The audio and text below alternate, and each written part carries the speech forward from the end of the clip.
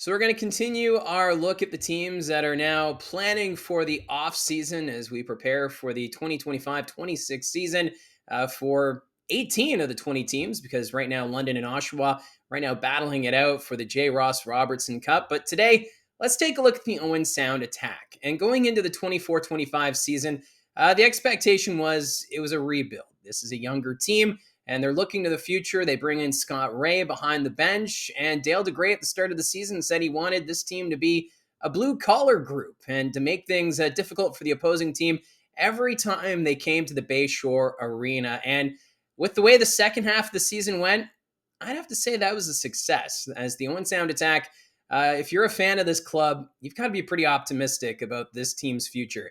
Now, for the record last year, 26, 35, 4, and 3. Good for 59 points. Of course, they finished 8th in the Western Conference, and it was a race right down to the wire. At one point, we had a three-way tie for the final playoff spot with Owen Sound, Sault Ste. Marie, and Sarnia. And in the end, it would be the Attack who would have to play the London Knights in the opening round. And of course, that ended up being a 4-game sweep for London, but a great learning experience for many of the young players on this team.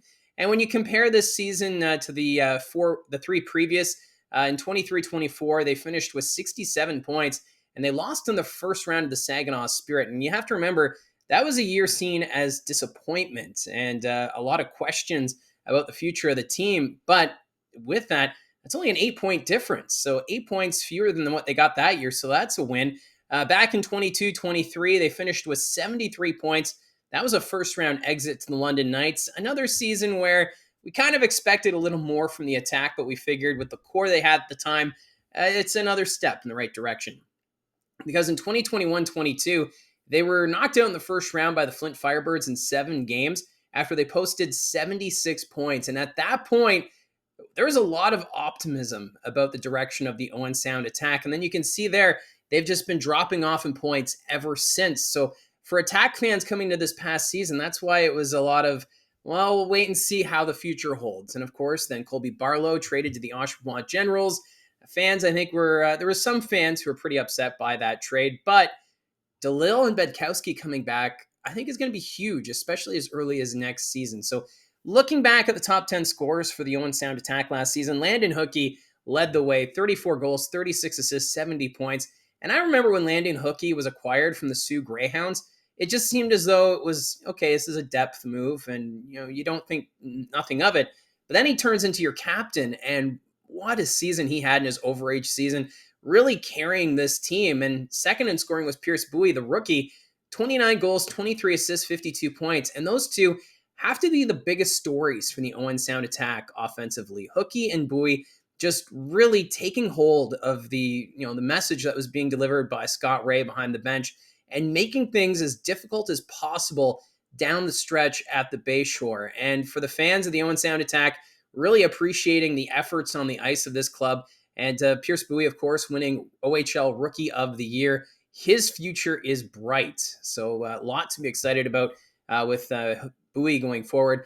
Third in scoring this past season was James Petrovsky, 4 goals, 37 assists, 41 points. Tristan DeLille, who they acquired from Oshawa, was fourth in scoring, 11 goals, 26 assists, 37 points. Declan Waddick, he was fifth in scoring for the Attack, 14 goals, 18 assists, 32 points. Sixth in scoring, Cole Zarowski. Remember, they acquired him from the Flint Firebirds, the OHL trade deadline, when they sent Sam McHugh the other way.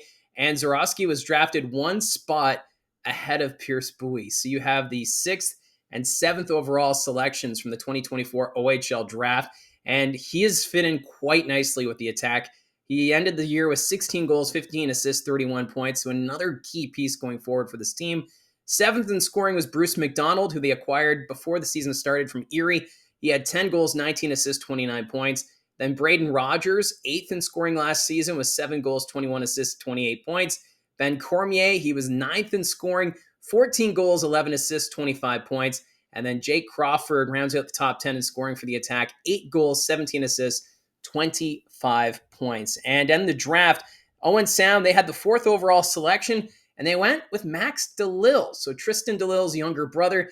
And some scouts were saying DeLille could have gone as high as 1st overall. That was the projections going into the 2025 OHL priority selection before Caden McGregor ended up being selected first. And then many thought if he doesn't go first, he'll likely be selected by the Ottawa 67s, where he's from. He's from the Ottawa area, but no, he drops all the way to fourth. He played with the Toronto Titans last year, had a great season, 16 goals, 20 assists, 36 points in 25 games.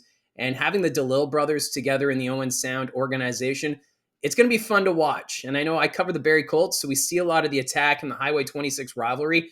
I can't wait to see what this Owen Sound Attack team is going to be capable of as early as next season.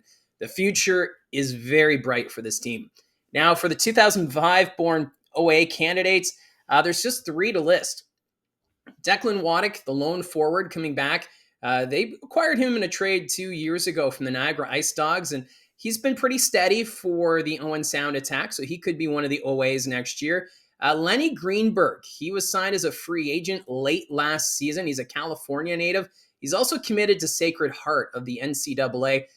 There's an off chance he decides to play for the Owen Sound Attack next year. We'll have to wait and see how that all plays out. He didn't play too many games, just one game in the playoffs for Owen Sound against London. But Lenny Greenberg, maybe he could be an overage candidate. And James Petrovsky, he's been a staple on the blue line. He was top 3 in scoring last year with all those assists. So he could be another one of the overagers. And that's it. So 3 candidates. So those could be your 3 OAs potentially. So we'll have to wait and see. But I do expect this Owen Sound Attack team to be active on the trade front before we get to the 2025-26 regular season.